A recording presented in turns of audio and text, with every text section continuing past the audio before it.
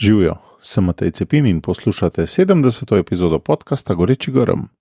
Tokrat se mi je pridružila Jana Lampe, humanitarna delavka na slovenski Karitas, odgovorna za mednarodno razvojno in humanitarno pomoč. Jana na svojem delovnem mestu tke vezi z mnogimi posamezniki in skupinami po vsem svetu. Z misionarji, z drugimi humanitarnimi delavci, s podjetniki, politiki, darovalci in seveda tudi s tistimi, ki pomoč najbolj potrebujejo. Polna je zgodb in veliko od teh zgodb je zelo težkih.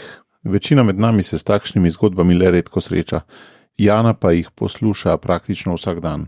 Kljub temu jih, kot boste videli, še vedno pripoveduje s takšnim žarom, kot da jih ne bi poslušala že več kot 20 let.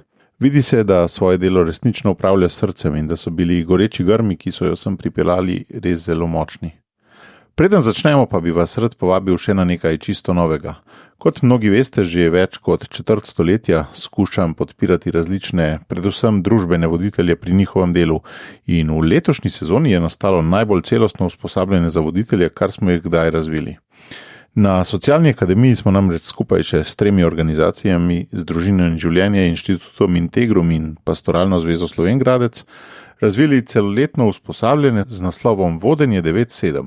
Če vodite skupino, projekt, župnijo, gibanje ali kaj podobnega, boste tam prejeli duhovno podlago, uporabne veščine in pa nova poznanstva, ki vam bodo, v to sem precej prepričan, omogočala postati boljši voditelj oziroma boljša voditeljica. Res vas vabim, da pokukate na spletno stran vodenje97.si in se prepričate kar sami. Zdaj pa gremo kar v akcijo. Že veš, kaj je tvoj edinstven prispevek k boljšemu svetu in kako ga udejanjiti? V podcastu Goreči grm razkrivamo močne zgodbe tistih, ki že živijo svoje poslanstvo, zato da lahko ti najdeš navdih, prepoznaš svoje goreče grme in pogumno stopiš na novo pot. Živijo, Jana, dobrodošla v Gorečem grmu. Lepo pozdravljen, Matej. Tokrat v studiu na Viču, na Tržaški. Kje si bila pa nazadnje v tujini? Ja, nazadnje sem bila v Južnem Sudanu, tam izvajamo pač en projekt zunanjega ministrstva in moram reči, da me je ta pot zelo pretresla. Koliko je teh poti bilo recimo do zdaj, pa koliko časa si sploh v tej vlogi na Karitas? Ja, na Karitas delam od leta 2007, v tej vlogi pač, da sodelujem zares pri projektih razvojnih, humanitarnih, pa od leta 2009 dalje sledim vsem projektom za Afriko, Balkan, pa drugi po svetu. In zihar je bilo vsak let vsaj 5 potovanj, ali pa 10? Ne, niti ne. Ljudje včasih mislijo, da veliko potujem po svetu, ampak ogromno mojega dela je v bistvu iz pisarne, tako do 3 poti na leto. Ker na Facebooku objavljam tudi slike, ki mi pošljajo seveda ali misionarji, ali sodelavci Karitas, pa ljudje mislijo, da sem tudi tam, ampak dejansko hočem sem te zgodbe prenesti v Slovenijo, pa kaj pač Slovenija pomagati in deželo. Tako da, ja, odidem največkrat, sem bila v Ruandi, Burundiju do sedaj, 11-krat, ker tam tudi skupaj z našimi misionarji, pa tudi lokalno Karitas v Ruandi izvajamo največ projektov, tako da to, če se le da, seveda letno odidem na teren, ker imamo tam res veliko programov za srce Afrike, z delom dostojnega življenja, kup in kozov, ministerske projekte in je res treba tudi to spremljati, videti, pa tudi videti nove potrebe. In zakaj je bil Sudan tako poseben, Južni Sudan, kljub vsej bogati izkušnji, ki jih že imaš? Ja, v bistvu me je res do kosti, lahko rečem, pretresla ta revščina, razmere, v katerih ljudje tam živijo. Že ko sem se z letalom pač pelala, prišla nad glavno mesto Džuba, ki ima 2 milijona ljudi, sem videla samo eno asfaltirano cesto v celem 2-milijonskem mestu.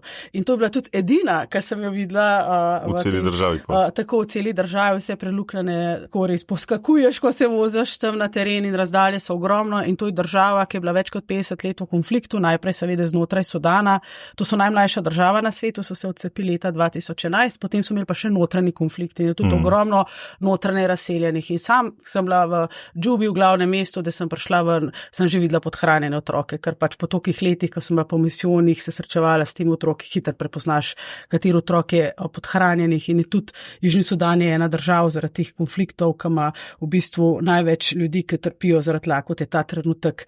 Ko sem bila v eni vasi, kjer smo zgradili s pomočjo projekta zunanjega ministrstva Vodnjak in že to dejstvo, da so prej ženske na dan porabile ali pa otroci dekleta 3 ure, da so prinesle tistih 25 litrov vode v družino, kaj za celo družino, za cel dan, za pitje, umivanje, pranje, kakšno veselje po svoje, ker imajo zdaj vodnjak v svoji vasi.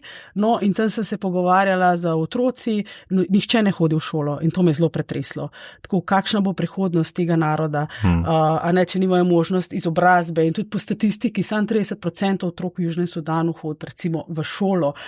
Videla sem tudi eno šolo pod drevesom, tako so imeli stolčke, pa ena tabla samo na drevesu, to je že pač, je saj ena možnost izobraževanja. Ja, in pa sem bila tudi v begunskem kampu, za notranje razseljene v Džubi, ki je nastal kar na pokopališču. Se pravi, tam so te barakarska naselja, zraven pa grobove ljudi, ker drugih možnosti pač za namestitev teh notranje razseljenih zaradi konflikta. Najhujše je bilo v Južnem Sudanu leto 2013 pa 2016 in so pribežali in ne morejo niti WC-jev zgraditi tam, ker je pokopališče, hodijo k Nilu, zajemajo pač hkrati vodo, hkrati pa upravljajo pač sanitarne potrebe in to je res žalostno in matere rojevajo tam v šotorih. Ne vem, res taka revščina in pa še vidiš te podnebne spremembe, ki jih hkrati recimo tudi sama sem bila, je začel padati dež in ta zemlja je zelo hlinjena in v eni uri je bilo vse pod vodo, polja, hiše in tako dalje, kar uničuje pridelek. Po drugi strani pa na drugem koncu, ker tudi pomagamo v škofijski Karitas storiti, imajo pa hude suše, čeprav je bila deževna doba, pa tudi nič ne pridelajo in ljudje si res želijo samo, da bi imeli dovolj hrane in mir v državi. Tako, ne vem, ko si tam z temi ljudmi, ko poslušaš te njihove zgodbe, res to te pretrese in si rečeš, po eni strani živimo tukaj v Evropi res na najboljšem koncu sveta, čeprav seveda tudi so ljudje v stiski in tako, ampak noben pa ne umira recimo od lakote in to me vedno res pretrese. Tako me je tudi recimo, ko sem bila v Centralnoafriški republiki, kjer tudi pomagamo prek naših misionark, pa sester usmiljank, me je tudi zelo pretreslo, kaj je država, ki ima ogromen bogatstvo. Nafto, koltan, uran, zlato, diamante, lahko naštevala, po drugi strani pa ves čas v nekem konfliktu in tudi se pravi zahodni svet seveda izkorišča te njihove naravne vire, sej v Južnem Sudanu je podobno, po drugi strani pa dobavljajo z orožjem, ljudje pa trpijo in živijo v skrajni revščini in tudi tam je ogromno otrok neizobraženih, sploh pri dekletih je zelo problem, ki pa je tudi kot mame ponovadi zelo zgodaj zanosijo, imajo otroke, niti niso nikoli hodile v šolo in se težko znajdejo v življenju, niti ne vejo, kako skrbeti za otroke, če imajo 15-letnice otroke in zato je podhranjeno še večja in to so res take žalostne zgodbe. Se mi zdi, da je najtežje v državah, kjer je konflikt, kjer ni miru. Notranji govoriš. Notranji konflikt. Državljanska vojna. Tako, ali pa se je tudi primer Ukrajine, kaj je vojna med dvema državama, če so ljudje, če živijo v vojni, v strahu, v vsakodnevnem strahu recimo za življenje, za preživetje, se mi zdi najhuj. Je zelo hudo, če je človek lačen, če je lakota. Ampak saj živiš v miru, ni tega strahu, če je pa še vojna zraven, je pa to še ena dodatna travma in to ti res, vsaka zgodba z vsakim človekom res ti seže tako do srca in te ljudi vsak dan nosim s sabo. Kako pa slišaš te zgodbe, to, kadar greš na tako pot prek posrednikov, prek njihove Karitas, ali se direkt z njimi pogovarjaš, pa kako sploh uspeš, pol z jeziki pa to?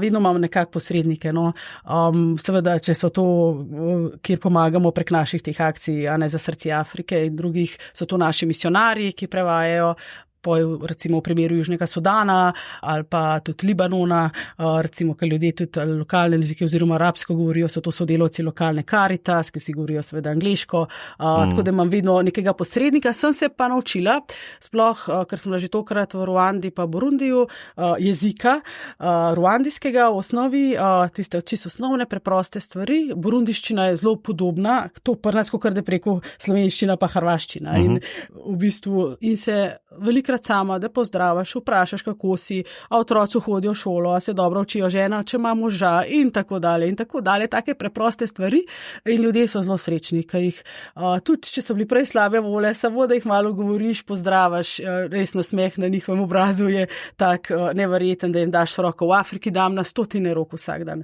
In to ljudem ogromno pomeni. Tudi ogromno jim pomeni, da nekdo od tog dela, če iz drugega konca sveta jih pride pogledat, pa se da zanima za njih pa prisluhne njihovim zgodbam. Oni vejo, kako je na drugih koncih sveta, imajo kakšne predstave imajo o nas, recimo? Nekateri sploh zdaj, mlajše generacije, kot tudi v Afriki, recimo, so prišli mobiteli, naši misionarji včasih pravijo, da so šli direkt iz butike na mobitel, tega vmesnega razvoja pač ni bilo in mladi pač vidijo, poznajo, ampak se mi zdi pa, da se ne predstavljajo čist kakšno dejansko življenje. Kjere druge pasti so, ne? Ja, tako. Jaz tudi pravim, jaz moram vsak dan zjutraj ob 6 vstati v službo iti in delati. Ni vse, ker oni imajo čas predstavo, da tukaj pa, da zelo lahko pridemo denarja, pa ni res. Vedno jim govorim, da predvsej boljše življenje, res imamo vodo, odpreš pipo, preteče vode, niti treba kilometre daleč peš. Vsi otroci imajo možnost hoditi v šolo, v Afriki je to. Pa druge stvari za mogoče starejše generacije, ker tudi vidim, to me tudi zmer zelo presune, ker vidiš, ker ljudje ne znajo ne pisati, ne brati. Tudi zdaj, recimo, ko smo v Južnem Sudanu, sem bila zraven predelitvi semen pa kmetijskih orodij, ker smo tudi prek projekta zunanjega ministrstva to omogočali najrevnejšim kmetom, ker so dali podpis, da so prejeli te dobrine, se je vsak pač podpisal s prstom, dajo s kulijem in se tako podpiše, tako da za starejše mislim, da si ne predstavljajo ravno tako. Je pa zanimivo, ko me vedno sprašujejo, recimo, ko smo tudi zgradili veliko šol, zdravstvenih centrov, porodnišnic, kakšni zdravstveni delavci ali pa učitelji mi sprašujejo, zelo tako jih zanima in jim res tudi povem, kakšna je realnost tukaj in tudi to jim povem, da za enega Afričana prideti v Evropo ali pa v eno Slovenijo, ki je sploh specifična, ki ima slovenski jezik in tako je šok. Ja, in da tudi ni tako enostavno, ker poznam tudi diasporo v Sloveniji ali pa tudi vem veliko pač iz drugih zaradi naše mreže Caritas, tem ljudem sigurno ni enostavno, zato pa jaz to vedno pravim tudi na Caritas, treba ljudem pomagati tam, kjer so. In tudi ogromno sem se z ljudmi pogovarjala, kaj jim pomeni dom, ali pa tudi vidim, ljudje sami pričujejo, recimo v programu z delom do dostojnega življenja imamo recimo zdaj na različnih misijonih v Afriki 350 revnih staršev, ki so dobili delo prek mesečnih darov slovenskih darovalcev. Se pravi, €1 na dan je že dosti, da družina preživi, ampak z lastnim delom. Nam je všeč, da se ne deli, ampak da ljudje, in to vidiš, da jim daje tudi dostojanstvo. In ena ženska, Anita je ime iz Burundija, se dobro spomnim, iz kraja Rojsabi, mi rekla, da prej je pač mož je ves čas hodil pač ali v sosedno Tanzanijo izkadela, ni ga bilo doma, pač res otroci lačni, ni bilo za šolo. Zdaj, ko je pa pri sestrah na misijonu prek naše akcije z delom do dostojnega življenja dobilo delo in pa ni treba nikamor hoditi in še eno malo trgovinco sta odprla. Najbolj so ljudje srečni, da se razvijajo in živijo tam, ker so, in to jim ogromno pomeni in tudi da dostojanstvo. Tudi ljudje, recimo, ali pa ena ženska je rekla, ki je bila sama ostala brez moža, je rekla, prej sem šla vsak dan sklonjeno glavo čez vas, sem bila sramota, ker tudi v Afriki je to zanimivo, da ljudje, ki so revni, so neka sramota za družbo. Ljudje se niti kaj z njimi ne zgovarja in se res na enem podnu. Socialnega čuta tudi ni najbrž. Ne, na tak način. Jaz bolj te medoseben, ne pa družben. Tako je, točno tako, kot si je rekel. In tudi ona je rekla, zdaj, ko pa delam, grem s ponosom in tudi ljudje me drugače obravnavajo. Pa kar je še plus, recimo, tega našega programa, da družine skupaj, te revni skupaj delajo, se podpirajo, med seboj delijo težave, imajo tudi mesečna srečanja in zdaj so postali tudi kot en tak zgled celi družbi in drugače. Kako lahko včasih, to je meni tako lepo, ko vidim te rezultate našega dela, kako lahko včasih že na majhnimi darovi, kako lahko spremenimo življenje tem družinam na bolje, ker ene zgodbe so pa res take, da ti srce trga res od nasilja znotraj družine, kaj vse te ženske doživljajo, ne samo v Afriki, recimo zdaj pred kratkim sem bila tudi v Libanonu, ker je veliko žrtev nasilja zaradi spola, ker je tudi mnogo žensk. Ko si se javljala iz Libanona, sem dobil idejo, da te povabim. No, lepo. Ja, to je tudi pričevanje konec koncev za te ljudi, da povemo te zgodbe, ker se mi zdi, da je treba pričevati. Veš, kaj mi povej, ti vidiš tako v temle pričevanju, ki si ga zdaj izvedla na nek način, si omenjala zelo, zelo težke stvari, pa tudi zelo, zelo lepe. Dejansko si omenjala reševanje življenj. Tako doživljam, kot da se ti oboje zelo ojača na tvojem delovnem mestu, in težko in lepo, in da živiš pol bolj barvito, bolj pisano, ne toliko megleno, ali kako ti to doživljaš? Ja, točno to. Po svojem je veliko zgodb res prizadane. V Libanonu, ko poslušaš te ženske, ki so žrtve nasilja, ne vem, ali pa ki jih je mož skozi pretepo, mogoče še njihove otroke, njim res in tečejo solze in vidiš, čez kakšne stvari so te vse šle. Ali pa v Afriki isto. Ali pa tudi na Balkanu, ker imamo projekte za ženske. ženske, po svoje te to toliko dotoče. Spomnim se tudi iz Venezuele zgodbe, sestra Andreja Godnič, naša misionarka, ki je darovala tam 4 leta, eno soboto sva se slišali, mi povedala zgodbo ene deklice Sofije, 3 let pa pol stare, je rekla, da ta hrana, ki jo dobivajo v sobotah, ena taka zelenjavna čorba, da je to, kar našim otrokom neverjeten, ki je dosti pomenila, da je to najboljša hrana, ki jo ima in da je drugače pa vsak dan lačna, da mama nima hrane. Jaz sem celo soboto jokala in sem rekla, Jana, nekaj nared za te otroke in smo res skupaj s sestro Andrejo, pa z revijo Maurica, pa Radio Mlišče tudi, smo eno tako malo akcijo lonec juhe za otroke iz Venezuele. In tako, te zgodbe res skozi to in to Sofijo bom jaz zavedno nosila v sebe. Ali pa tudi druge otroke. Je bila tvoj goreči grm? Je bila moj goreči grm, pa še mnogo drugih. Če ne bi imela teh zgodb v sebi, če se ne bi srečala s temi ljudmi, veliko programov ne bilo. No, na nek način. Je dovolj, da ti slišiš zgodbo posredno, ali bi bilo, mislim, očitno ni treba, da si ti to Sofijo videla? Včasih je dovolj, da slišiš in da te pač tok, ampak vse je drugače, se z ljudmi v živo srečaš in slišiš njihove zgodbe, je čist drugo. In tudi ljudje, da ti lahko povejo, tudi njim ohromno to pomeni.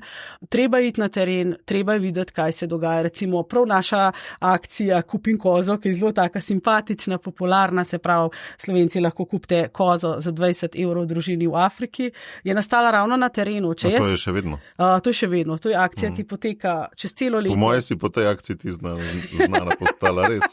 Ja. Moji otroci so vsi to vedeli. Ja, moj šef včasih pravi, da sem največja kmetica v Sloveniji, ker imam že 6500 koz v Afriki, in to je res taka lepa solidarnost. Moji otroci so tudi rekli, vsak let pride ta v šolo, in pol nekaj pove. Včasih je bolj zanimivo, včasih je manj.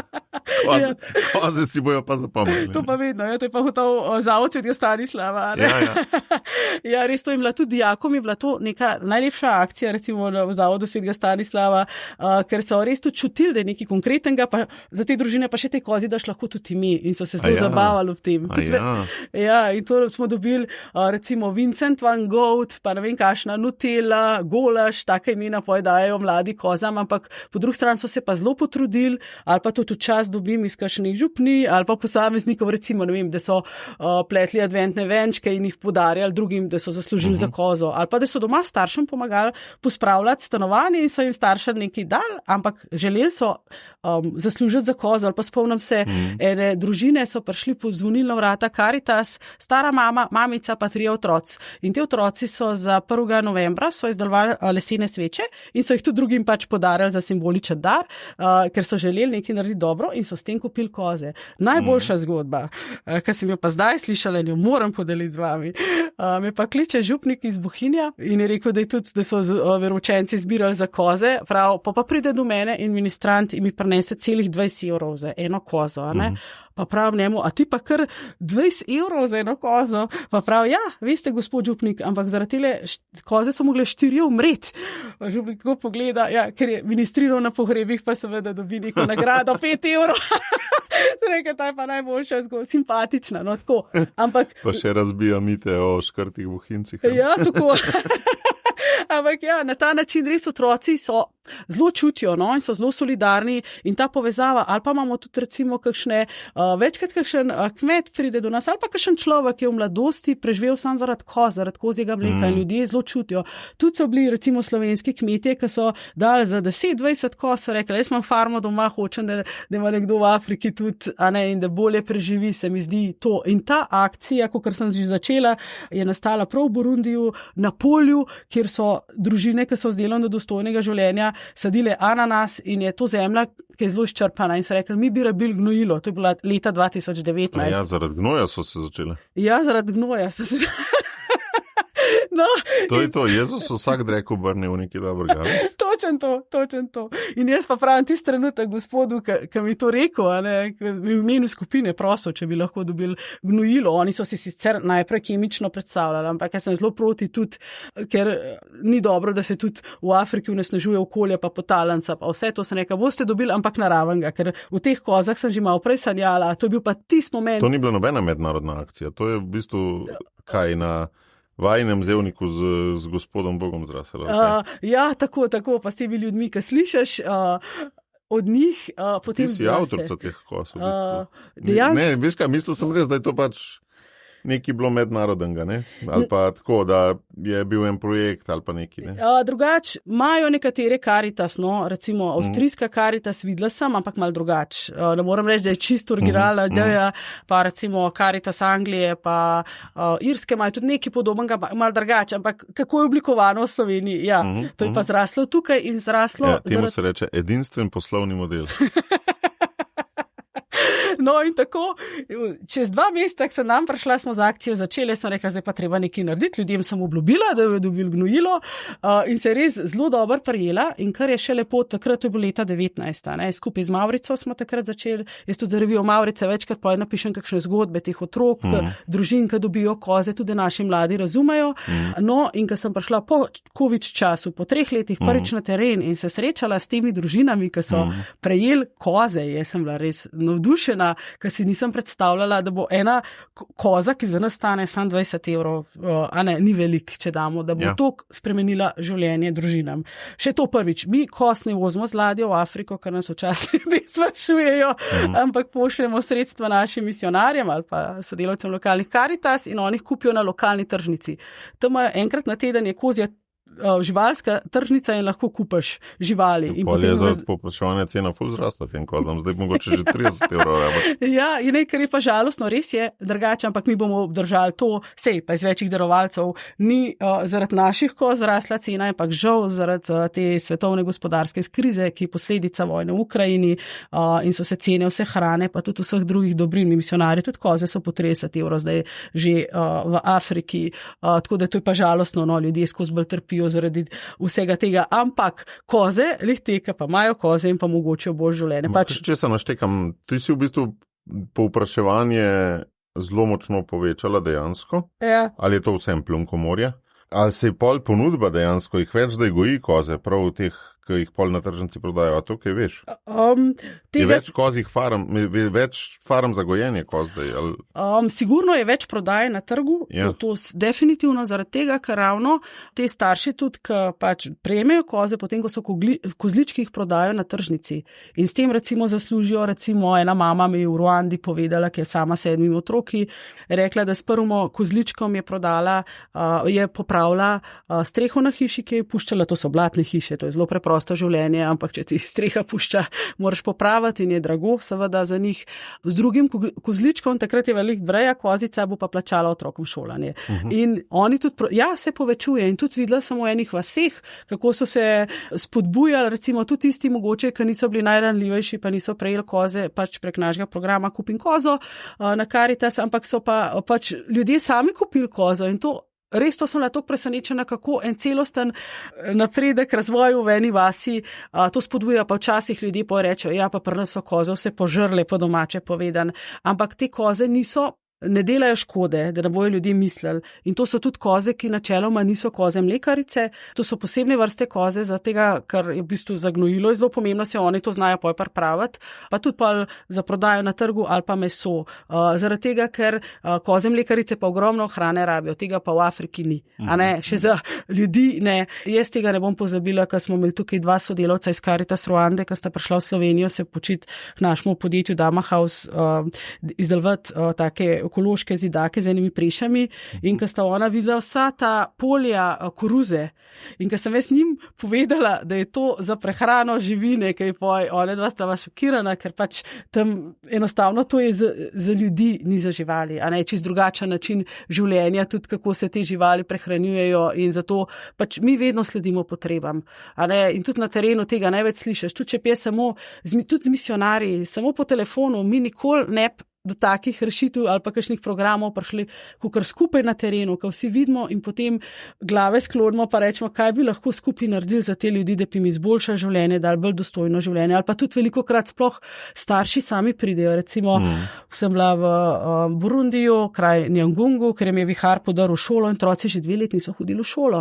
In potem so starši sami prosili tudi tam župnijo, če mi lahko novo šolo in seveda smo jo takrat izgradili tudi v podpori zunanjega ministrstva za srce Afrike, malo skombiniramo sredstva, ali pa mame v Oruzu so same prosile za novo porodnišnico, ki jo niso imeli, ali pa vaščani za vodnjak, recimo, prav to se je zgodilo, to pojko vidijo nekje, da se začne, a ne, pa tudi ljudje imajo željo po napredku. Zdaj smo sestro Bogdano Kavčič, našo misionarko, ki že več kot 50 let deluje v Afriki, trenutno v Burundiju, a ne, smo zgradili prvi vodnjak, ker je ona rekla, v tistih krajih, kjer je delovala, je rekla, lej, tukaj ljudje pijejo iz izvira skupaj živino, to je zelo nesnažena voda, velike črevesnih bolezni in kako so bili ljudje srečni, ko so imeli čisto vodo, tudi srečala sem se z njimi potem. In potem je šlo to kar od vasi do vasi in sestra Bogdana zdaj tudi v podpori akcije za srce Afrike je že zgradila 40 vodnjakov v teh krajih in ljudje res napredujejo. Kako to gre?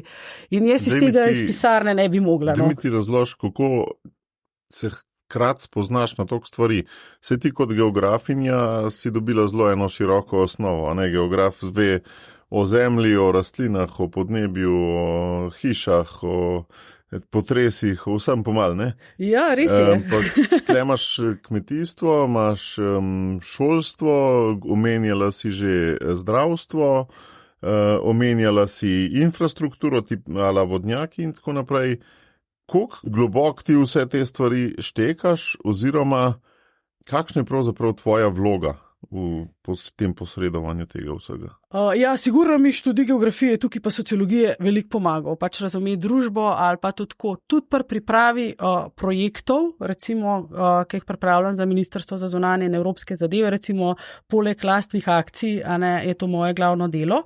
In seveda to mi sigurno pomaga, ker moš ti kompleksno opisati neko problematiko in tudi razumeti. Večplastno, ne? Večplastno, ali pa ko poročaš, recimo, jaz ne vem, ko smo kupovali sončne celice, gradili vodnjake, je se treba tudi mečken zastopati na te stvari, polka poročaš, da pravilno poročaš. Včasih tudi pozanimam, si preberem na internetu. Ja, mora se poglobiti, pa velikokrat tudi pogovorim, seveda, naši misionarji, ki so direktno tam pri gradnji, mi tudi veliko povejo in jih sprašujem, ali pa sodelavce Caritas. Ampak nimaš slabega feelinga, da se ne spoznaš dovolj. Mislim, to, kar je treba, včasih tudi seveda, ampak če se ne spoznam, pa vprašam, se pa probam poučiti, a ne, nikoli ne moraš vedeti. Za katero stvar si ti v resnici strokovnjakinja, tako, če pomislim, ali pa ne mislim strokovnjakinja v smislu, da veš vse številke, pa to srčna strokovnjakinja, ne? Kaj je res tisto, kar ti dodaš? Ja, mogoče to, da ves čas probam slediti potrebam ljudem in s tem pač razvijamo nove programe same lastne Caritas ali pa tudi projekte Ministrstva za zunanje zadeve, da so neke inovativnosti. Meni je to všeč, da je nekaj inovativnega,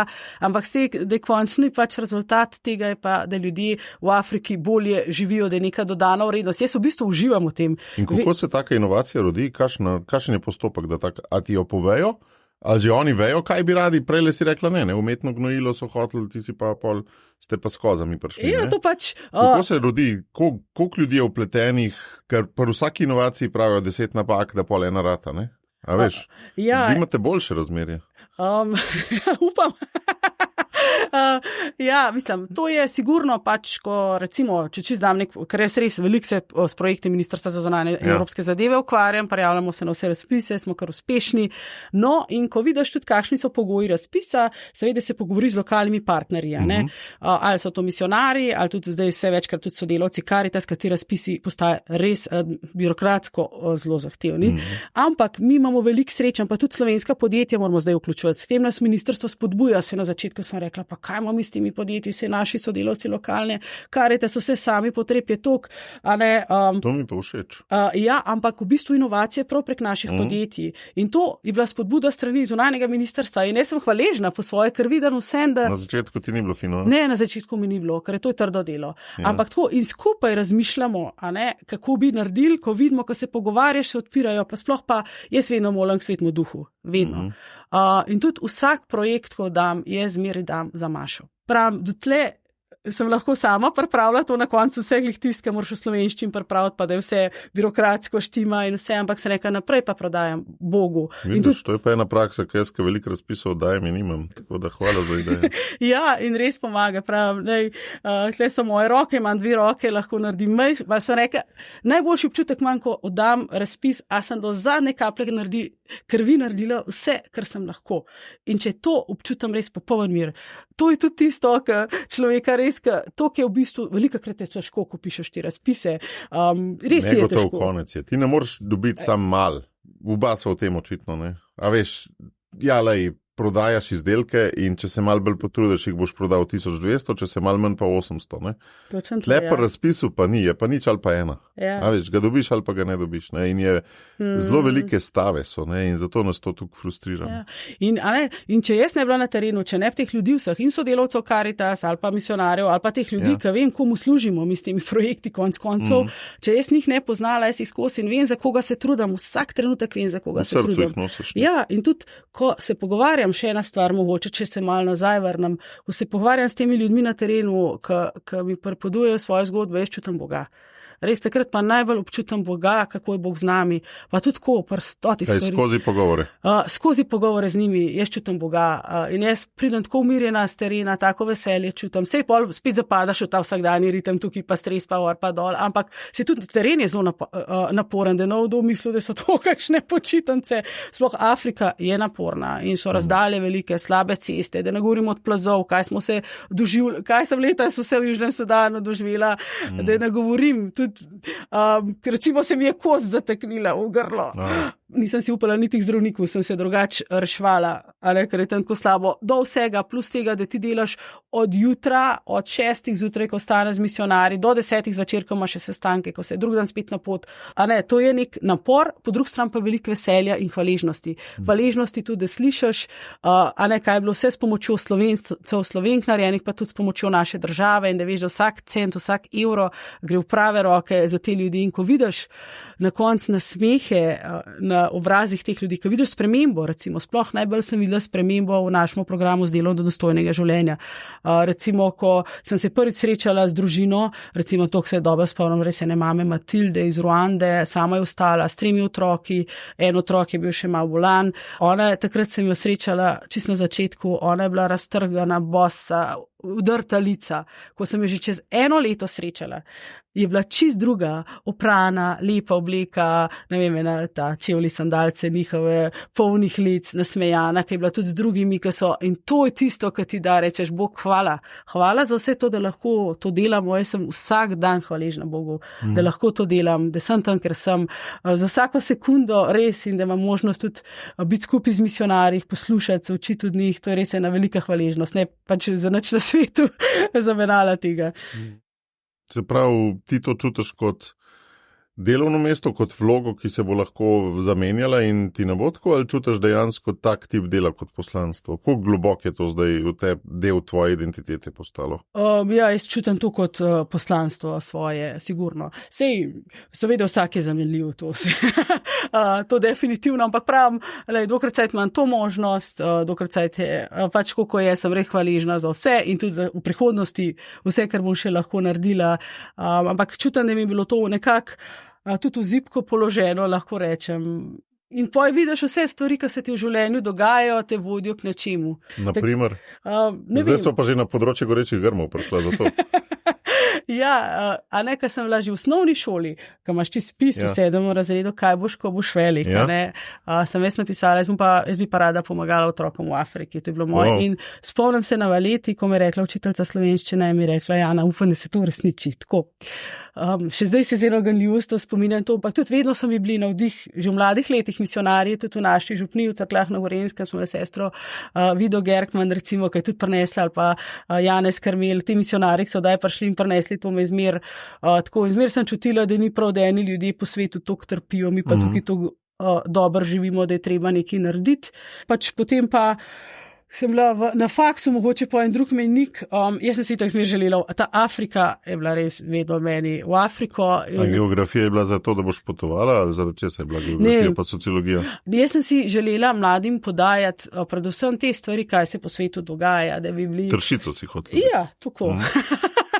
En kratek obdobje sem tudi bila, ampak zdaj tudi to poslanstvo lahko izvajam na drug način, ker imamo delavnice globalnega učenja v šolanju in listo iz teh držav, kamor pa hodim, podajam in tako jim najlažje otroci, ti mladi ti verjamejo. Stok si bil tam, ko se videl, ko pove zgodbe.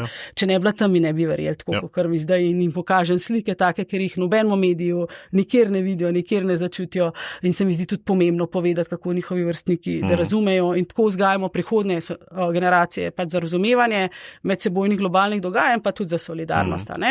No, in ko sem les na faksu, jaz sem hodila na škofijsko klasično gimnazijo in že tam malo bila tako tudi pri misijonskem okrožku skupaj z vzgojiteljico Marijo Leskovec. No, in jaz sem potem, sem bila na faksu, sem pa ozirala prvoletnik in sem rekla, no, Jana, zdaj pa prišel tvoj čas, da rešti nekam v misijone. In kličem Marijo, ki sem rekla, ona pozna, če šleš lahko kam na misijon v Afriko, pa meni ona pravi, jaz sem pa zdaj po 5 letih, ki je bila 1 let laiška misionarka v Indiji, tja, a bi želela iti v Indijo z mano, a ne, se imajo tam en center za slepe gluhe otroke, v eni pač od indijskih držav, zvezdnih, pa sem rekla, zakaj pa ne, in sem se v sekundi odločila, dol tekla mami povedati, da grem v Indijo. Wow. In to je bila ta odločitev. A so pa že prej vedeli, da nekam boš pa pobegnila? Ja. Sam niso vedeli, kjera polobla, pa kjera geografska širina. Tako, in tudi Indija mi ogromno dala. Pa sem še 2-krat sem šla in v bistvu sem tudi, še so bila pota, jaz sem v bistvu začetnica potov, lahko rečem, v Sloveniji, ker z tega so poj, ki je Marija, že naslednjo leto so se z Marijo zgovarjali, to je pa super za enega mladega človeka, taka izkušnja, ne. Smo šli že skupina 8, potem skupina 10 in tako dalje. In potem počasi je z Micom to oblikovalo skupaj. To je bil čist tak zanimiv začetek, ampak ja, in jaz sem lahko to dobra izkušnja. Sploh pa takrat. Kaj na podlagi tvoje izkušnje se je rodil, pa ta Marija si rekla. Tako, Leskovec, ja. Tukaj sva razmišljali, kako bilo to dobro za mlade Slovenije imeti neko tako izkušnjo. Tukaj je bilo.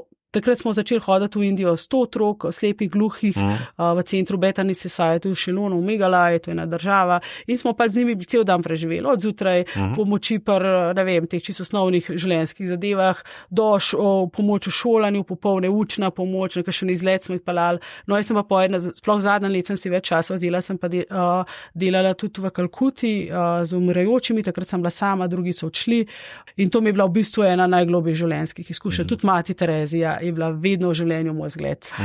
In še danes je. Kar je ona naredila za uboge in ko smo tam v bistvu delali z umirajočimi, jih hranili, umivali, dajali tudi zdravila, kar so nam seveda sestre dale. Čeprav nismo znali jezika hindujščine, ampak je res govoril jezik ljubezni, smo občutek, da jih razumeš in z vsemi temi prostovoljci z tega sveta. In včasih je kakšen tudi poslovil od njih in smo šli pred križ, tam je bilo napisan The Body of Christ, se pravi telo Jezusovo, in skupaj vzmolili za tega človeka. Jaz sem sploh še prihajala popolne, samo par nas je bilo kot drugih in takrat je bilo veliko stik s temi sestrami, je bil res neverjeten. No, se spomnim, enkrat smo tudi z eno prostovoljko iz Irske sva pobrali enega človeka iz Blata, tam iz Kalkute, eno žensko, ker vidiš tudi ta kasten sistem v Indiji je grozen in vidiš, ljudje hodijo med ljudi, ki živijo v Blatu, pa nič naredijo ali pa kako pohabljajo svoje, recimo tudi otroke, da lahko pač prosjačijo ali pa vdove so tukaj res največje revne ženske. Mislim, teh stvari, ampak vsej tej bedi kalkutski, ko vidiš, kako ljudje živijo na, ne vem, enem kartonu, na 1 kvadratnem metru, vse upravljajo potrebe na ulici, ker res nimajo nič, ko pridem v sunim, vse odplakne. Ampak jaz sem še vse najdla v teh ljudih veselje. Pa se reka, Jana, poslušaj, tudi tukaj sem se naučila, koliko človek dejansko malo potrebuje za svoje življenje. Res. Življenje je zelo preprosto, ali pa tudi v Afriki, zelo malo rabimo, pa da smo srečni. In tukaj se reka, to se moramo mi od teh ljudi naučiti. In to me je vedno gnalo. Tudi tukaj, ponovadi, ko sem prišla domov, še zdaj, se mi ta svet tukaj kar obrača. Ves ta materializem, res, želodec se mi obrača velikokrat. Tako, in tudi to me je naučil, da vedno v trgovini premislim, kaj zares rabim, kaj ne rabim, ker vidimo, da toliko stvari nepotrebnih v življenju. Vse to so me naučili, ne spravim tudi tega veselja, ki ga imajo, ali pa sploh ljudi v Afriki, se mi zdi, ali otroci, ne vem, tega veselja jaz tukaj najdem, teh iskrc v očeh. To se mogli pa mi od njih učiti, te preprostosti. Ali pa recimo meni je tudi zelo lepo pri afriških mašah, to mi je res nekaj tako lepega, ker ljudje res pridejo, ne vem, maša traja tudi po 2 uri, veliko pesmi, naše misionarke se vsak skicajo, če ima pesem 15 skic, si oni zapoje 17. Tako, ampak vsem pa to, ki se družijo, ker nič ni, večinoma ni nobenih televizij, internetov, računalnikov in gor in dol, ljudje se pogovarjajo vsem med seboj, zvečer ob 6 je tma, nimajo elektrike, mislim, kaj boš, ustaneti samo pogovor, vsem so ljudje, ali pa tudi njihov jezik po svoje je zelo zanimiv in zelo bogat, jaz se včasih smejem, ker recimo, ker bi sestre prevajajo, ker so recimo te družine povedali, ali pa ljudi, ona govori, sestra pa čisto na kratko se nekaj, to mi pa ne nič prevedla vsega, prav, ne, oni vsako stvar opišejo, ker tudi ti jeziki dolgcet niso bili zapisani, ampak imajo tudi, recimo, tako lepe izraze, meni se zdi ta ruandijski, burundijski jezik tako lepa, recimo, ki si rečejo zvečer, ko gre spat, uroti imana, to pomeni sanjajo o Bogu, ali pa ko človeku srečaš recimo prvič ali pa po dolgem času mu rečeš moraho, kar pomeni mir s tabo. Tako, neke take, pa še več stvari, tako lepih v njihovem jeziku, da me tudi to me navdihuje na nek način in se velikokrat spomnim tudi na te njihove misli, besede med delom ali pa Tok te potegne v vseh teh tisočere zgodbe, ki jih imaš, ne. Midva sva bila zdaj pri tem, kako je ta Jana nastala, kjer goreče grme je doživljala, ne. Jana pa čez nekam zaide. Ne, to je to, ti živiš danes, ti ne živiš več v tisti preteklosti. Fora je samo tem, da je ta podcast namenjen temu, da bi ljudje odkrivali tudi svoje goreče grme, ne? Ja. Daj povej, ta osnovnošolska profesorca, si se pa kdaj še srečala z njo, da se je njena prerogba uresničila? Ja, sva se srečali na kakšnem dogodku. Ja, enkrat sva se celo pogovarjali o tem in tudi vidno, da me osnovnošolski ali pa srednjošolski profesori tudi spremljajo. Ja, in kakšen mi kdaj, se mi zdi tudi tako lepo, no. Ko vidiš, pa to se mi zdi neverjetno pri učiteljih, kako se zapolnijo vseh svojih učencev, dijakov, to se mi zdi res tako lepo. In ko te srečaš po mnogih letih, da lahko normalno, zdaj po odraslo se pogovarjamo, tako, to mi zelo lepa gesta, ampak ja, kar je pa meni povedal, da sem sploh prišla do tega, mogoče ta del zgodbe še manjka. Ja. Tvoj ljubezenski odnos s Karitas pa to, ne? Ja, tako. Kako se je začel in razvil prvi zmenek in to? Ja, prvi zmenek je bil v bistvu v župniji Cerklje na Gorenjskem, mladinski center, danes mladinsko-družinski center, ki ga je ustanovila Karitas in takrat me je župnik Stane Gradišek povabil. To je zelo pomembno, če te župnik povab eni taki dejavnosti, se mi zdi, da ima neko avtoriteto. Takrat je bilo, danes je že malo drugačno. Mogoče, ja, če se res spreminja. V tistem času nam je to veliko pomenil in sem bila prostovoljka, sem imela učno pomoč z otroci. Potem sem pa tudi ne sam kot študentka, vedno sem delala tudi v Sloveniji. Sem delala z invalidom fantom v centru za invalidno mladino v Kamniku, sem enkrat na teden, v šoli za gluhe v Ljubljani, tudi enkrat na teden hodila. Pa še danes sem prostovoljka naše župnijske Karitas in sem z veseljem. Tudi vedno sem pač doma pomagala, tudi če ti ljudje rečejo, ti pa pomaga sa. V Afriki ne, vedno doma, tudi treba je videti soseda, treba je videti človeka v stiski tukaj. Ale stiske so različne, pa tudi če mogoče tukaj ni toliko materialnih stisk, so pa druge socialne stiske, osamljenost, treba je ljudi videti. Tako, no, in ko sem bila tukaj v tem centru, takrat se je tudi pokazala na slovenski Karitas ena priložnost za projekt globalnega učenja, osveščanja o podnebnih spremembah, delo šolami. Dobili so en projekt in sodelavka Helena Zevnik Rozman, ki prihaja tudi z župnije Cerklje na Gorenjskem. Sem predvideval, da bo ta povezava. Ja. Ona mene pač poznala, vedela je, da sem prvič učiteljca, da imam ta pedagoška znanja, bila sem v Indiji, razumem te globalno učenje. Tako, pa še prostovoljka sem bila pri Karitas, da mi je pač domača in ko sem jaz takrat prišla za ta projekt na slovensko Karitas. In v kulturi si bila že namočena, ne, kot prostovoljka in tako naprej, ne? Ja, res je. To... Ni te bilo treba zelo formirati več. Ne, to pa ne, ker sem res veliko predelala prostovoljsko, pa še, se pravim, še danes in z veseljem. Ja, in ko se je ta pot začela, pa se je kar odpirala, evo, tako sem prišla do tega, ker sem v bistvu že od majhnih nog sanala. In kje so pasti te službe, ki je tako prežeta s prostovoljstvom in kjer je meja med prostovoljstvom pa službo med 8 urami pa vsem ostalim zabrisana? Kje moraš biti še posebej budna pri svojem organiziranju svojih navad, svojih tudi vzponov in padcev najbrž? Ja, res je, so vzponi in padci, definitivno. Je res to, da vedno pri teh padcih je vedno toliko imaš te ljudi pred sabo, vedno, veš za koga dela, vsak trenutek, če daj težko hudo, to je sigurno, je pa res težko, sploh pri mojem delu, jaz pravim včasih, da sem Sveti Peter na slovenski Karitas, čeprav je tudi Peter naš šef, ampak zato, ker ponavadi zadnjo zaklepam pisarno, ker to delo... Nisem dojel, na kaj bo ta metafora.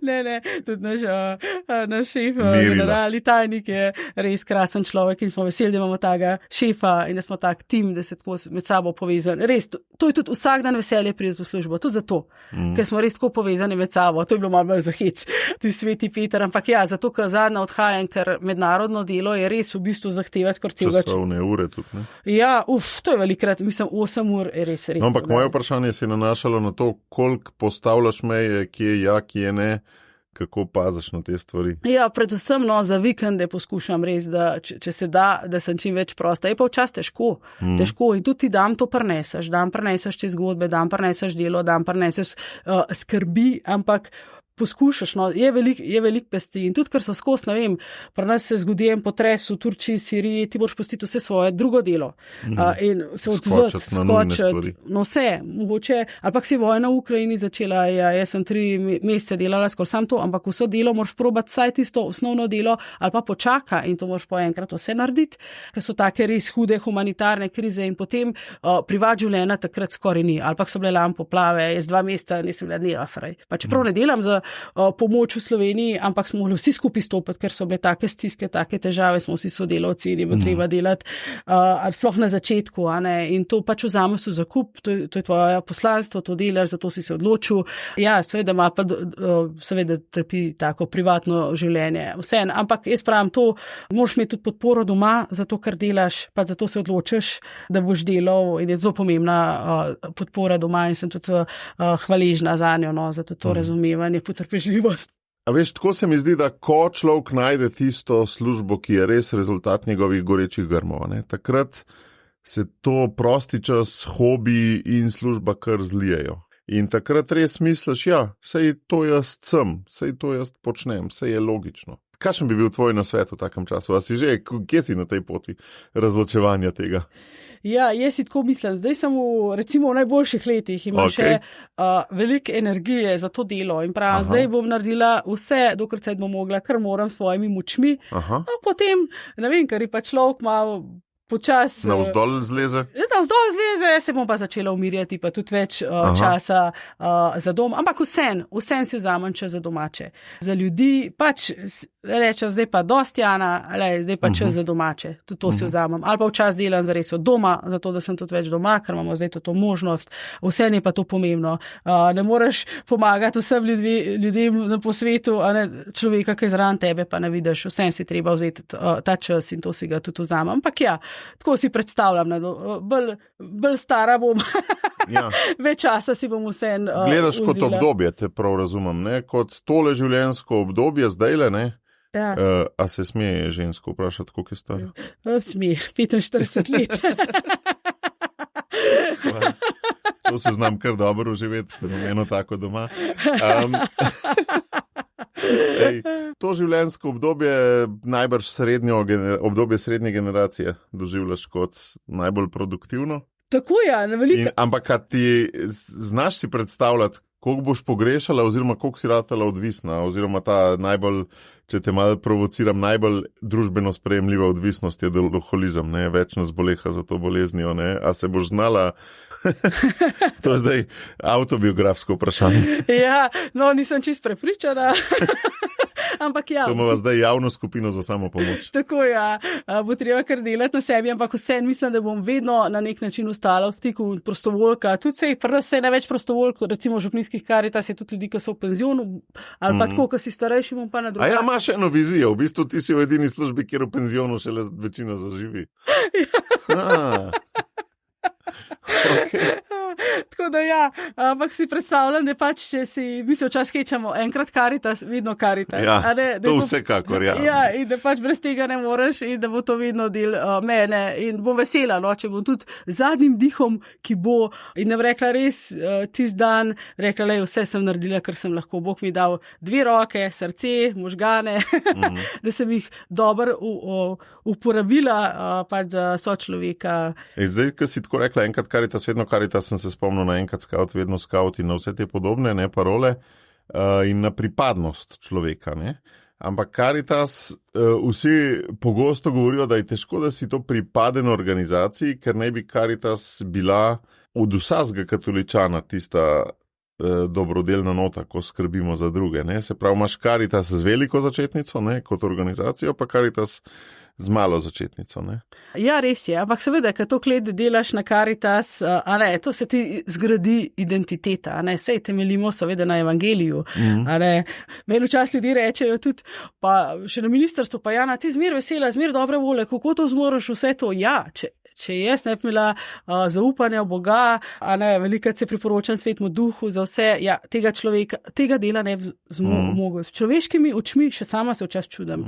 Ne vem, kaj sem pol leta odposlala 30 kamionov pomoči v Ukrajine, da ne govorim, da skoraj par enemu kamionu ni bilo neki pač za rešiti in vse te stvari. Ene kritične situacije. Ja, in še vse drugo zraven, pa ak sem nazaj pogledala, ki je bilo tega konc, pa sem rekla, ja, na ko sto ti sploh zmogla. Ne res, s človeškimi očmi gledano včas nemogoče, ampak z božjimi očmi, z božjo pomočjo, prav včas čutim res, ko sem bila na največji, res so bili težki trenutki, tudi kar se vojne v Ukrajini tiče. Vsak dan povezana s terenom, tam imamo tudi Miro Milavec, Slovenko, ki dela na Caritas Space in poslušati zgodbe še danes, ampak na začetku. In tudi čez 1 uro imaš sestanek z Ukrajino, ne? Tako, ja, tako, ker imamo letovanje za ukrajinske otroke, zdaj v Sloveniji tudi s podporo zunanjega ministrstva in imamo skupaj z njimi sestanki in tudi po svoje to, kar si vsak dan povezan, pa če smo zdaj lih pri Ukrajini, recimo kaj te tudi zelo prizadane, zdaj lih v prejšnjem teden so v bistvu ranili, je bila ranjena ena sodelavka Caritas Space v Ukrajini in to se zelo prizadane. Ali pa zdaj sta dva sodelavca Caritas sta umrla v Gazi, recimo, ka znotraj Gaze in te stvari nas pa sploh, ko vse to nosi, ali pa če pogledam v Južnem Sudanu, je bilo samo lani ubitih 34 humanitarnih delavcev, ne, tudi vidim v kakšnih težkih razmerah, tudi naši, recimo, mreža dela, naši sodelavci in vse to, a ne, ampak vseeno vztrajajo. In zakaj vztrajajo? Bi kdo rekel, jaz ste, mislim, kaj vam je, delate v vojnih razmerah, zbežte, ne, oni so tam. Oni delajo, oni pomagajo in tudi to so povedali, recimo v Ukrajini, dobro se spomnim na začetku vojne, ki je bilo res hudo. Pač čez nekaj časa se človek približen, sicer nikoli se ne navadaš, ampak mejhan drugače življenje, vseeno normalne tire, ker moraš naprej zveče, če ne znoriš, v vojni. Na začetku so nam tako govorili sodelavci Caritas, prav, čutimo vso vašo solidarnost, vso vašo molitev in to nas vsak dan dvigne, da gremo, da pomagamo in to, da pomagamo drugim, to nas vsak dan dvigne, ker če ne bi imeli nobenega smisla v tej vojni. Tako, in se zdi, da je tudi to te pol vsak dan žene, tudi mene, a ne, in to s to božjo pomočjo. Koliko čudežev, jaz včasih pravim, koliko čudežev, meni se včasih na dnevni bazi taki mini čudeži dogajajo na Caritas, resnično. Recimo sploh, ko smo pomagali v Venezueli skupaj s sestro Andrejo Godnič, smo toliko pomoči in tako za Slovence, ki tam živijo in za lokalce tudi ogromno, pač zdravil tja poslali in vse, ena stvar se ni izgubila, en cent se ni izgubil, torej, če to je lahko samo čudež, ali pa včasih nismo vedeli, komu pa zdaj to pomoč poslali, našla se je rešitev. Ali pa včasih, ne vem, ker sem bila v stiski, recimo sploh, ker imamo prek z delom do dostojnega življenja, podpiramo to delo učiteljev pa zdravstvenih delavcev na misijonih v Afriki, ker je pač tam pomankanje, država ne da dosti denarja, in to so pač večji zneski, tudi 300 evrov na mesec stane plačilo enega zdravstvenega delavca, ne, so vsemi davki in s tem, in si rečem, pa kje bomo zdaj ta denar dobili in se spomnim, enkrat pokliče ena gospa, da bo prav za ta namen darovala 1000 evrov na mesec in še danes. To so taki mali čudeži, meni so začele solze dol teči. To že cel zdravstveni dom po koncu drži ta gospa. Ja, ampak ko hočem reči, pa vsak dar, brez pomote, vsak dar je za nas dragocen, ali 1 evro, ali pač kolikor kdo zmore, vsaka solidarnost je do konca in vsak prispeva k temu skupnemu dobremu, a ne?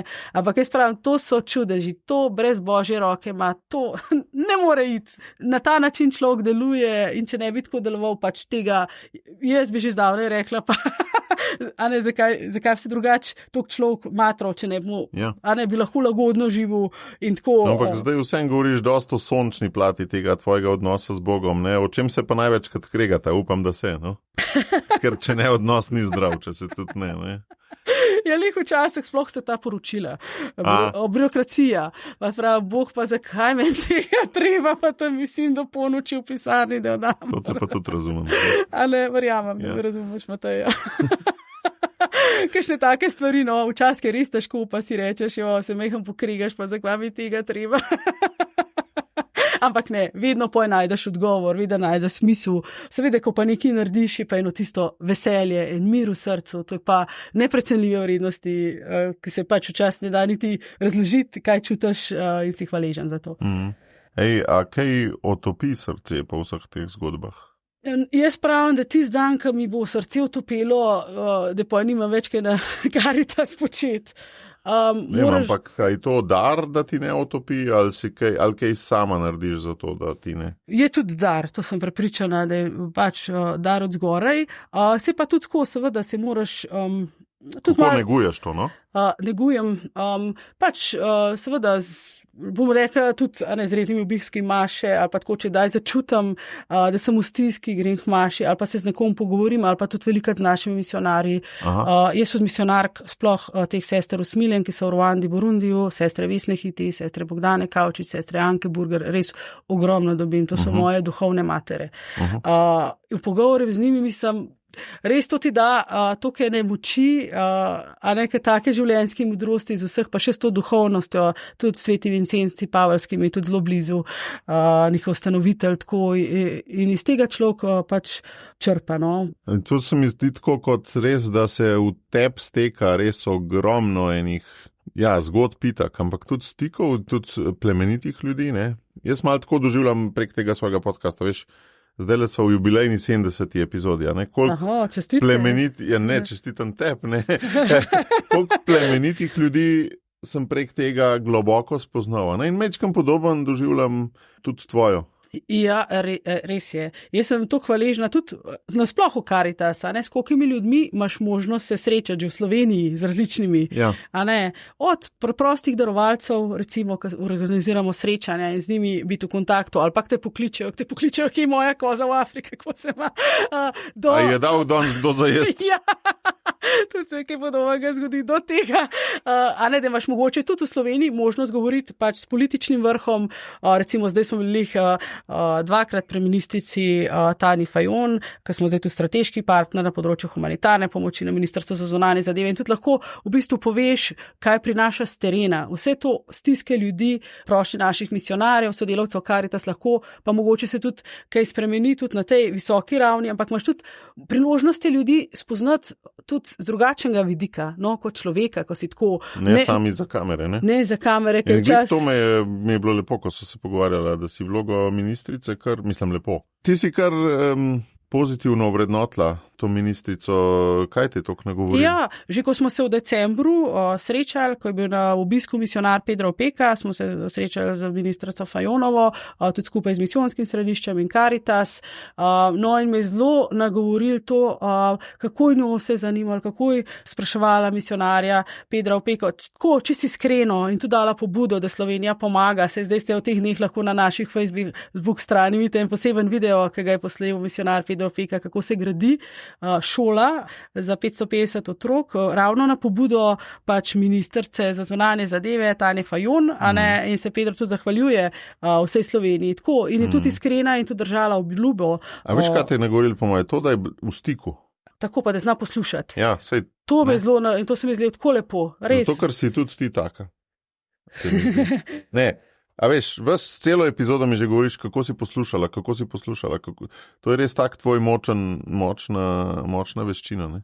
Ja, se mi zdi, da je treba poslušati. Sicer je tako, vsakič, včasih tudi, ali pa sploh v domačem okolju se mi pa zdi če še ta domačo osebno noto dam, se mi zdi včasih težje, ko si vsak dan z ljudmi, ampak vsem se trudim. Če ni prerok v lastnem kraju. Ne? Ja.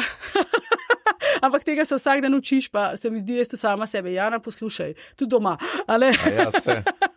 Ampak v mednarodnem kontekstu ti pa ni to treba se opominjati. Ne, tam se mi pa sploh nekaj, se mi res te zgodbe zdijo tako pomembno, da slišim te ljudi, ker vem, da iz tega res veliko zraste. No. Sploh pa tudi recimo zame tudi en blagoslov, seveda, da smem sodelovati z misionarjem Pedro Opeko, ima to priložnost, ker pač država prek Slovenske Karitas daje prek tega strateškega partnerstva sredstva, to je zdaj že tretji projekt in je tudi nekaj posebenega, seveda sodelovati s takim človekom, s takim misionarjem, ker je naredil res toliko za revne na Madagaskarju. Meni se zdi, da vsaka njegova beseda ali pa tudi misionar. Nekaj poseje, ne? Je nekaj poseje in se te toliko dotakne in to ti da noter, to ti ostane in ti da toliko motivacije za vsak dan. No, zato sem rekel, da se skozi tebe pretaka res velike njih, blagoslovov, se pravi tisti blagoslovi, ki jih Slovenci namenjajo drugim kontinentom, tisti blagoslovi, ki jih misionari namenjajo svojim oskrbovancem in Sloveniji, ne? To gre vse skozi tebe, ne? Ja, res gre in zato sem ful hvaležna. Res smo ena taka veriga dobrote od darovalcev do naše države, ministrstva misionarjev in konec koncev na ljudi, ki prejemajo to pomoč, ki so tudi konec koncev nosilci in gonilo svojega lastnega razvoja, ker velikokrat ne delimo, ampak jim dajemo delo, jim dajemo koze, jim dajemo zdravstvene centre, da se lahko učijo lokalnemu kadru delo in tako naprej, mladim možnosti izobraževanja. In to se vse pretaka, res je. In to je tak velik blagoslov, jaz sem to hvaležna. A si opazila en stranski produkt? Skozi celo epizodo, pa to ni očitek, skozi celo epizodo delaš marketing. A si opazila ti to? Mogoče. Ti skozi celo in tako dosleden marketing, v pomoči tega pa tega, s tem pa tem, se pravi, daš tudi, omeniš tudi une, ki morajo biti, ne, in pol daš uno zgodbo noter, čustveno, ne. A veš, kaj mi noro mi je, koliko naravno ti delaš ta marketing, no? Aha, ja, se pravi, da sem dobra prodajalka, da bi še sama sebe za koze prodala. Ne, to... Malo se hecam. Ne, ampak jaz mislim, da noben ni, pohecal se bom, noben v 70 epizodah ni epizode še toliko za marketing izkoristil. Ampak ne, dejansko ni marketing zate, ne, ker najbrž tvoj sistem nagrajevanja ni odvisen od tega, koliko zbereš. Ne. A veš, in je pol še toliko bolj pristan lahko zaradi tega. Ne. Ja, to pa res poskušam vsak trenutek, pravim, tudi tako nasploh, ko se srečujem, tudi recimo ministrici za zunanje zadeve, ko smo se srečali, sem jim dala eno ta kartonček za akcijo Kupim kozo in sem je spodbudila recimo k nakupu in rekla, sem 20 €, tako je rekla, to je pa fajn. Ja, vsak trenutek poskušam, da ljudi nekako tudi spodbudim k solidarnosti. Se mi zdi pač pomembno, vse ljudje morajo slišati, če ne slišijo, če ni spodbude, poj tudi ni v bistvu odziva in poj tudi ne moramo pač pomagati. Ne. Jaz vedno pa pravim tudi darovalcem, brez vas ali pa tudi misionarji vedno, brez teh dobrote Slovenije se ne bi dal pomagati. Ravno sestra Bogdana je letos razlagala, ko je bila na obisku v Sloveniji, je rekla, da jo ljudje sprašujejo tam v Burundiju, prav pa koliko milijonov ima ta Slovenija, ne, da to pomagate mi pa samo 2 milijona. Skregani smo pa za 6, moram reči. Ja. To, ko gre vse to skozi tebe, s katerim predmetom ali pa pojavom bi ti upisala svojo vlogo v zvezi s tem, kaj bi bila ti, če bi bila tako en ali predmet ali pojav ali ne vem, vreme, žival, karkoli. Ja, že moj priimek je tak, Lampeja, ne, ja? Lučka, upam, da sijem. In stari Latinci so rekli nomen est omen, ime pove vse, ja. Ali mogoče mi je bilo že s tem neki dano. Ja, jaz upam, da prenašam luč ljudem, ki so v temi, ki ne vejo, kako naprej, saj pač posredno, a ne. No, pa te moram pa takoj vprašati, kaj je pa, na kjer energijo tudi deluje ta luč? Luč, ja, seveda na okolju prijazno. Ne, a veš, to, kar jaz te bolj čutam, ne kot vir svetlobe, ampak jaz te čutam bolj kot pretok. Ja, a veš, kaj mislim, ne? In zastopam, sigurno na božjo energijo, sigurno, da me to napaja, ta luč. In tudi večkrat si tako rečem sama, večkrat sem si to rekla, se ne vem, kako se to sliš, ampak Jana, rojena za to, da drugem prenašaš veselje, ljubezen. To si večkrat pred špeglom povem in si ponovim, da ne pozabim. A prav res? Ja. Tvoj jutranji ritual. Jutranji ritual. Včasih res to pravim, Jana, tudi če si žalostna, tudi če imaš ti skrbi, ne tega pokazati drugem. A si se že kdaj na gobec pa špego razbil? Skoraj. Pride tudi tak dan, ne? Tudi pride normalno, pa vsak pa pride, kaj prav, kaj še ja pa ti skozi dobre vole, skozi nasmejana, nisem vedno. Predvsem nisem, ko sem sama, se človek mora tudi tisto dati, včasih vani sebe se malo izjeziti, malo pogovoriti, si slabe vole, se jokaš, ponovadi, ko si sam. Je pa res, da meni je res, sploh nedeljska maša ali pa tudi dajem med tednom, recimo v torkih imamo zjutraj, da grem pred službo, meni je tisto, da vse te skrbi dam na oltar pred Boga in to me tako razbremeni, če ne bilo res, ful mi je pomemben, no tudi ta del, če ne bi imela te opore, ja, bi res človek težko bi zdržal, no? Iskreno. Ampak tako čutim, da na eni plasti je to božja energija za to luč, na eni plasti je pa vsa ta mreža ljudi, ne? In tukaj me zanima pa, kaj ti pa sociologija dala, oziroma kako gledaš na to družbo, malo bolj tako politično ali pa sociološko ali pa strukturno. Ja, mislim, meni je tako, itak mi je bila, kar se tiče sociologija, antropologija vedno všeč in tudi to, kako ljudje živijo različno po svetu, imajo različne navade, kulture, verstva in tudi razumem samo. Ta bolj antropološki del, ja. Ja, ko sem bila v Indiji, recimo, sploh danes je včasih Bombaj, danes Mumbai, takrat sem bila res malo časa, pač ta zadnje dni sem tam preživela, prej sem potovala dan, malo delala z otroki, malo pa še po templih hodila, muslimanski, sikovski, džajnistični in sprašvala te ljudi, kako živijo, kako verujejo in tako. In na koncu se ne pravim, da so vse vere sploh ne iste, ampak vidiš, da ljudje, recimo vsi k nekemu skupnemu dobremu v bistvu, vse je dobrota v ljudeh in to sem odkrila in to mi je všeč in tudi na Karitas rabaš ogromno širine, ogromno odprtosti. Tudi z različnimi že sodeluješ in verstvi in organizacijami in ljudmi, ki je različna prepričanja v Sloveniji, pa tudi po svetu, in to moraš pač vzeti, mi pomagamo vsem na Karitas, ne glede na versko, pač nacionalno, rasno, karkoli, prepričanje ali pa pozicijo. Danes v evangeliju, Bog je dober do vseh, tudi ti bod. No, evo, smo se veliko povezano. Ja. Pa tudi sama živim v okolju, ker niso lih vsi verni. In to moram reči, da mi je zelo, kako ne reče, da mi je zelo oblikovalo tudi mojo osebnost, da razumem ljudi, ki niso verni in da ne morajo biti vsi taki in da ljudi drugačno. In lih ob tem sem se kresila, v bistvu mnenja drugačnosti. Hkrati sem se pa vedno sprašvala, a deluje tudi Sveti Duh po teh ljudeh, ali kako je z njimi, itak, da se človek sprašuje, in kaj jih vidim, kaj spoznavam, kaj živiš v bližini, vidim, že tudi Sveti Duh zelo deluje tudi po ljudeh, ki ne verujejo in so dobri ljudje in pravljajo dobra dela. Pač to je sicer včasih težko razumeti, ampak jaz sem hvaležna za to življenjsko izkušnjo, da to razumem in tako tudi širše razumeš druge ljudi in kako je treba povezovati, sodelovati. To je mogoče tudi malo dediščina našega prejšnjega generalnega tajnika Imreta Jerebica. On nam je vedno govoril, z vsemi sodelujte, povezujte se in to mi je toliko pomembno, da smo odprti, to gradi lepšo družbo. Samo s tem, če smo zmeraj neki nastrojeni, s tem nam nič naredimo. Če pa skupaj delamo, skupaj sodelujemo, se mi pa zdi, da res lahko prispevamo k neki boljši družbi. Polarizacija, kupčkanje, skupinčkanje, izolacija, to so kar bolezni današnjega časa. Ja. In na ta način tudi koncev ljudje spoznavajo, da kristjani nismo neki zadrteži, če lahko tako rečem, kar je včasih. In se pač tudi mnenje, in vidijo, da smo odprti, veseli, nasmejani. Sploh zdaj se mi zdi, da se v krščanskem svetu dve opciji pojavljata. Ena je ta bolj Benediktova, dajmo se malo zapreti pa svojo identiteto zgraditi, ki ima svojo sov, drugo pa dajmo kontro tej polarizaciji, bodimo odprti. In je vprašanje, kje je pravo razmerje, ne vem. To je sigurno, ampak sigurno je treba živeti v sožitju. Recimo, 2 primera v Indiji, se me je tudi to, na nek način me je tam v Bombaju, me je to zelo presenetilo, toliko različnih verstev tam, ampak ljudje še vseeno so v določeni meri, v sožitju živijo. Ali pa recimo Libanon je dober primer. Oni imajo približno 30% kristjanov, maronitov, 30% šiitov, pa 30% šunitov, pa še druzi so en majhen procent, ampak oni živijo vseeno v sožitju in tudi že v njihovi ustavi je tako zapisano, da se v neki vloge politične delijo. Tako je. Vidiš, da sem te poslušal? Ja, vidim.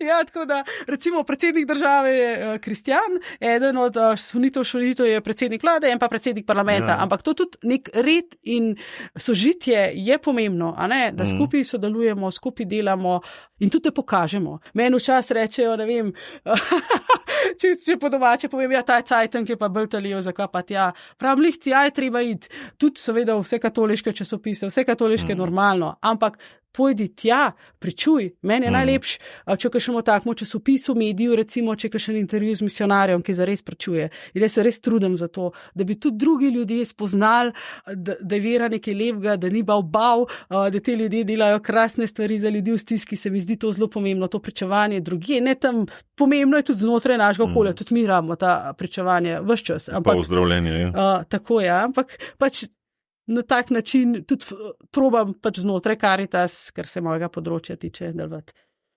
Hvala ti. Kaj te čaka danes po Zoomu z Ukrajino? Pripravljamo projekt za pomoč otrokom iz Gaze, skupaj z ustanovo pustimo jim sanje, to je fundacija Danila Tirka, to je tudi neka taka širina odprtost. Bomo pripeljali v Slovenijo na rehabilitacijo tam 8 do 10 otrok, ki so bili ranjeni v vojni v Gazi. Prvo z tega, da bomo pa še v Gazi in tukaj se zdaj imamo končne dogovore, da tudi če s to ustanovo podpišemo pogodbo, recimo. Se pravi, boš birokratsko povezoval na danes. Tako, ogromno tudi komunikacije, seveda to recimo danes ta Ukrajina, Gaza, jutri bo potem Južni Sudan, kar mora... Sej to ti gre, to mi gre. Pač, Maš to.